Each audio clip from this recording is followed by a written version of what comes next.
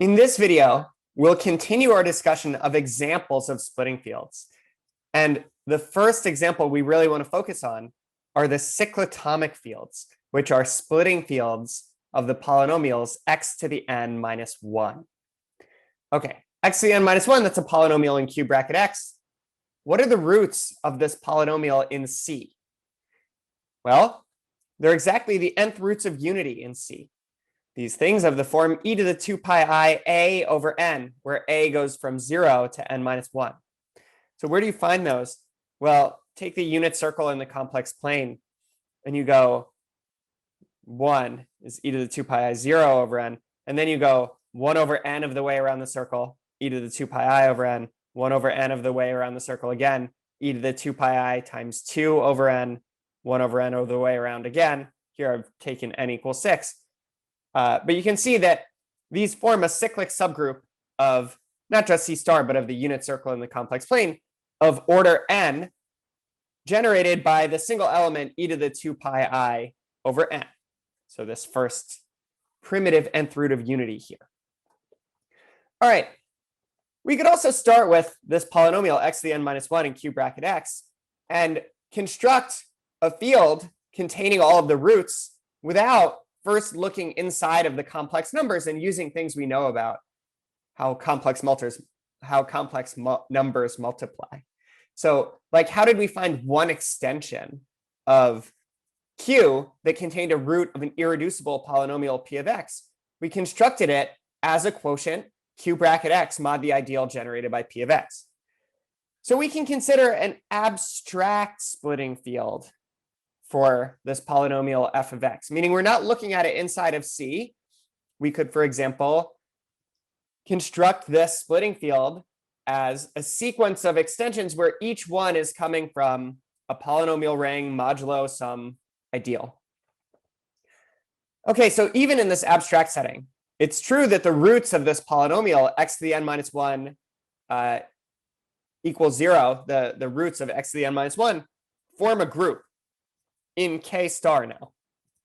Why is that? I mean, if you have alpha to the n equals 1 and beta to the n equals 1, then what is alpha times beta to the n?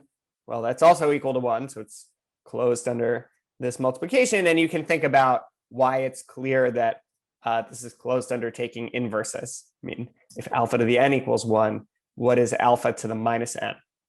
Or alpha inverse to the n? All right, so now this is a finite subgroup of k star. Why is it finite? I mean, there's at most n roots of x to the n minus 1, so there's at most n things in here. So it's a finite subgroup of k star, so it's cyclic. We proved that a finite subgroup of the multiplicative group of a field is cyclic. What is the order of this group? Well, I think that's not so obvious here, but it is obvious in the complex setting that if you think about this particular field extension of Q that has all of the roots of this polynomial, that here you're getting n different nth roots of unity. So Dummit and Foote don't really address this head on. I'll let you think about whether there's some other way to see that this group has order n. But one thing you could say is we're going to show in the next lecture that any two splitting fields are isomorphic to each other. So because there are n distinct nth roots of unity in C, the same is going to be true in any splitting field of Q. Okay, so leaving that issue aside for now, we have this cyclic group of order n inside of k star, and any generator for it, any generator of this cyclic group of nth roots of unity is called a primitive nth root of unity. So this group, it's a group under multiplication. Primitive means you're a generator for this group. So if we call one of these primitive nth roots of unity zeta n, we're going to make a choice of one of them and call it zeta n. What are all of the nth roots of unity? Well, this is a generator for this group of order n under multiplication. So what are the elements of that group of order n? It's 1, zeta n squared, and so on up to zeta n to the n minus 1. Which of these nth roots of unity are primitive? These are the ones that are zeta n to the a, where a is between 1 and n and is relatively prime to n. why is this? Well, if you know the order of zeta n, you also know the order of zeta n to a power. This is just a basic fact about orders of elements in cyclic groups. All right, so this tells us how many of these primitive nth roots of unity there are. There are as many as there are integers a between 1 and n that are relatively prime to n. That's the Euler phi function, phi of n. So that's how many primitive roots there are. If you go back to thinking about the primitive nth roots of unity in C, you can make this very concrete. One choice of a primitive nth root of unity is e to the 2 pi I over n. So then what are the others? They're just e to the 2 pi I a over n, where a is between 1 and n, and the GCD of a and n is 1. All right, so I'm going to pause and erase, and I'll talk in more detail about this example. The splitting field of x to the n minus 1 over q, denoted q adjoin zeta of n, is the cyclotomic field of nth roots of unity, or maybe more often just called the nth cyclotomic field. So there are lots of questions we could ask about this field, and this is one really interesting class of fields to look at, not just in this class, but in number theory. This is a big topic. You could ask all sorts of things about it, and one thing you could ask is, what is the degree of this field as an extension of Q? So we know it's at most n factorial, right? Because it's the splitting field of a polynomial of degree n, but in fact, it's a lot smaller than that. So this is the same as asking, what is the minimal polynomial of this element zeta n? So let me say, okay, first, we're writing this as Q adjoins zeta n, and then we're saying that it's the splitting field of x to the n minus 1. I should say something about that. The idea is, once you have zeta n in your field, because it's a generator of the group of nth roots of unity, you get all of the other nth roots of unity by taking powers of this one element. So it's clear that this is not like, this is a very special way of taking a splitting field. Usually you don't get a splitting field just by adjoining one element. You have to adjoin lots of elements. So there's something really different going on here. Okay, so we want to know the degree of this field that is generated by zeta n over q. And that is the degree of the minimal polynomial of zeta n over q.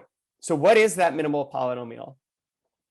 Well, one example we know is if p is a prime, then x to the p minus 1 is x minus 1 times x to the p minus 1 plus x plus 1. And we showed by taking this polynomial and evaluating it not as a polynomial in x, but as a polynomial in x plus 1, and applying Eisenstein's criterion at the prime p, that this polynomial is irreducible in q bracket x for any prime p. Okay, so what is the minimal polynomial of zeta of p? It satisfies this polynomial x to the p minus 1. Zeta p is not 1. So it's a root of this irreducible polynomial. So this irreducible polynomial is the minimal polynomial for zeta p. So the degree of this extension in this case is p minus 1. But what if p is not prime? How does x to the 6 minus 1 factor? Well, it's a difference of two squares, x cubed minus 1, x cubed plus 1. These both factor further. X minus 1, x plus 1, x squared plus x plus 1, x squared minus x plus 1. All these polynomials are irreducible in q bracket x. You can just check that these quadratic ones don't have roots in q. So if you take primitive sixth root of unity, e to the 2 pi I over 6, for example, you could write it down as a plus bi if you want, but I'll just leave it like this. This has minimal polynomial x squared minus x plus 1. You can check that it really is this one. So the degree of this extension, q adjoins zeta 6 over q, is 2. That's a quadratic extension. So what's going on? It turns out that in general, the degree of this nth cyclotomic field over q is phi of n, the Euler phi function of n. And this is something we'll come back to. Section 13.6 of Dummit and Foote is all about cyclotomic extensions and cyclotomic polynomials. And the main goal of that section is to understand this question, like what is the minimal polynomial of zeta n? and use it to show that the degree of this extension is phi of n. So I'll pause and erase, and we'll look at another example. For our next example, let p be a prime, zeta p equal e to the 2 pi I over p, and f of x be x to the p minus 2. This polynomial is Eisenstein at p equals 2, so it's irreducible in q bracket x. We know what the roots look like in C. They are the pth root of 2, the positive real number, where you take the pth power and you get 2, and then the pth root of 2 times a primitive pth root of unity, zeta p. I mean, this particular one, because if you raise x to the p power, zeta p to the p is 1, so that's going to go away. Similarly, the pth root of 2 times zeta p squared, you raise that to the pth power and you get 2 also. You can take higher and higher powers of zeta p up to zeta p to the p minus 1, the last of these pth roots of unity. All right, so we want to describe the smallest subfield of C that contains all of these, contains Q and all of these roots. If you have an extension of Q that contains zeta p and the pth root of 2, sorry, zeta p times the pth root of 2 and the pth root of 2, then it definitely contains their ratio also, which is zeta p. Okay, so that means that any splitting field for f of x over q has to contain both the pth root of 2 and zeta of p. So let's let K be the field generated by these two elements over Q. But then once you have these two elements, it's clear that in fact you have all of the roots. So what are we seeing is any splitting field has to contain this field, but this field already contains all of the roots. So that means that this field is a splitting field for f of x over Q. All right, so we can write this field K at the top and look at two particular subfields, the field generated by zeta p, so Q adjoins zeta p, this pth cyclotomic field, which we know has degree p minus 1 over Q, and Q adjoin the pth root of 2, which we know has degree p over Q. What's the degree of this top field extension as an extension of Q? Well, whatever it is, it's divisible by p, and it's also divisible by p minus 1. And it's certainly at most p times p minus 1, because we're getting it by adjoining algebraic elements of degree p and degree p minus 1. So we know that p times p minus 1 is an upper bound for this degree. But since p and p minus 1 both divide this degree is p times p minus 1. So this is like exactly the argument that we saw in the case that we wanted to compute the degree of the composite of K1 and K2 over F, where the degree of K1 over F and the degree of K2 over F were relatively prime. All right, so what does that show?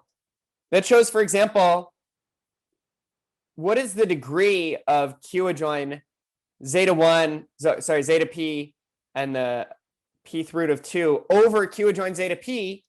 Well, it's the degree of the minimal polynomial of the pth root of 2 over Q adjoin zeta p. And we're saying that this is p. This one's p minus 1. We know a polynomial that pth root of 2 satisfies, whose coefficients are in Q adjoin zeta p, x to the p minus 2. So this shows that this monic polynomial actually is irreducible in Q adjoin zeta p bracket x, which is not at all obvious to me. Okay. So this is all for the case where x to the p minus 2 is our polynomial, where p is a prime. But what about x to the n minus 2, where n is not prime? Right? This is a generalization you could ask. I mean, it's still clear how to write down all the roots in C. And you can ask how much of this story goes through in general. So I'm going to pause and erase and talk about another example, which is n equals 4.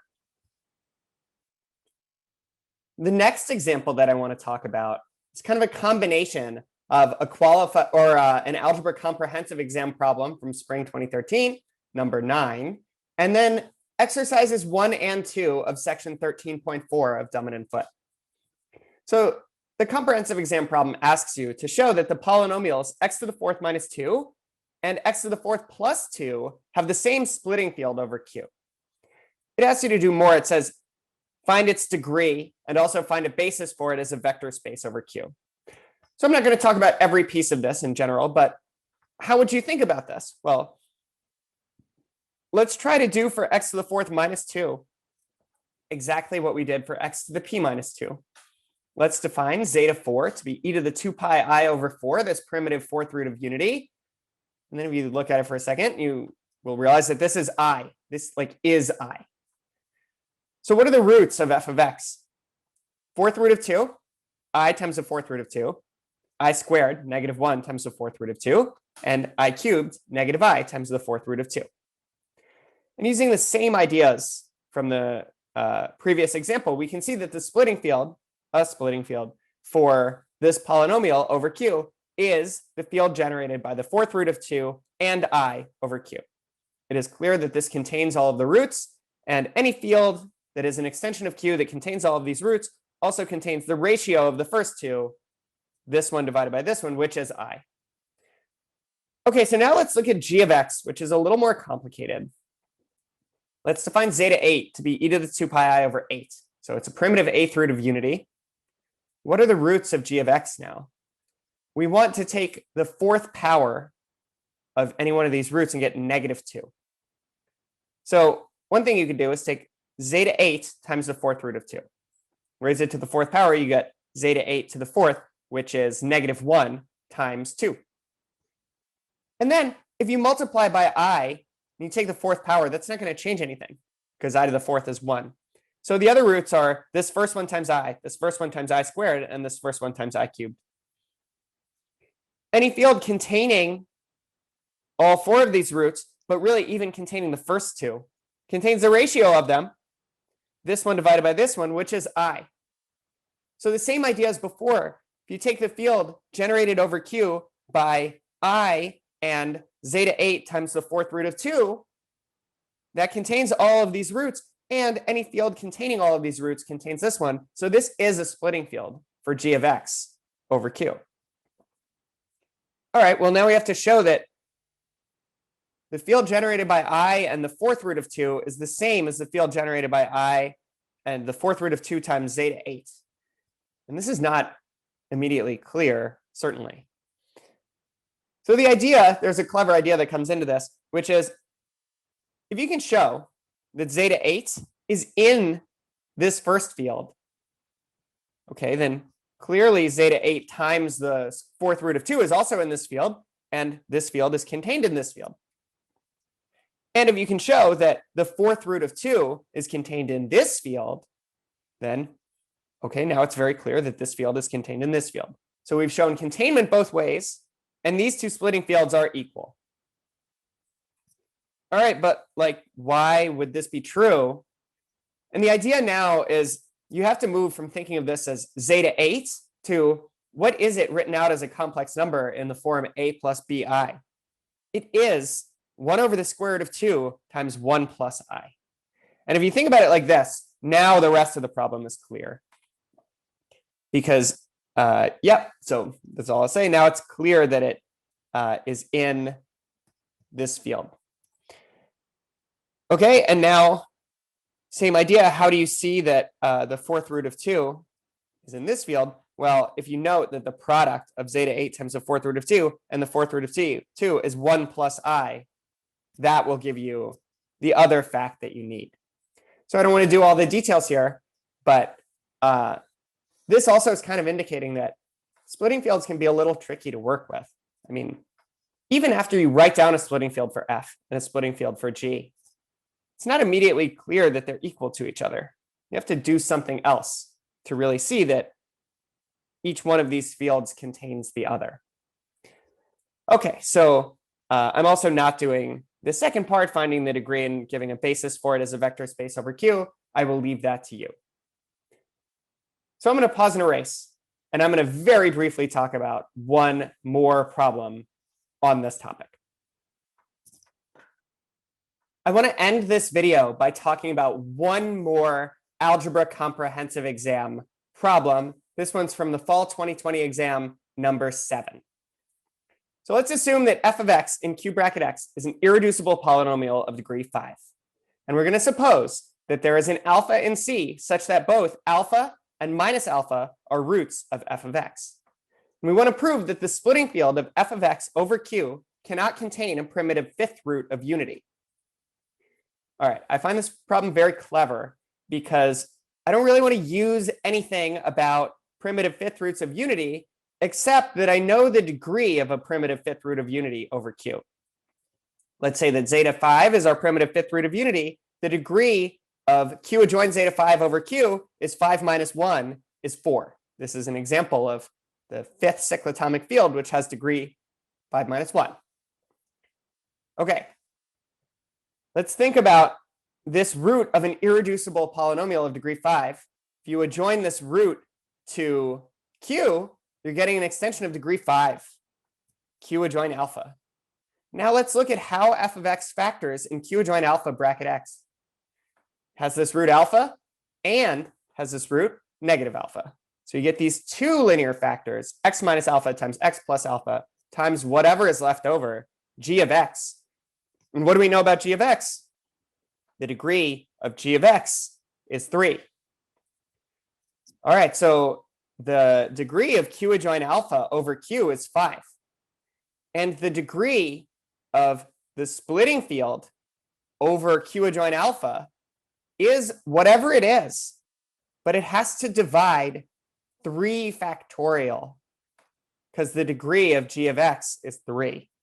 So what we're seeing is that if k is a splitting field for f of x over q, the degree of k over q divides 5 times 3 factorial. And that is 5 times 6 is 30. And 4 does not divide that. So there's no way that you could have a subfield of degree 4, because then by multiplicativity of degrees, that 4 would need to divide the degree of the whole top extension. So that's it. That's the proof of this result.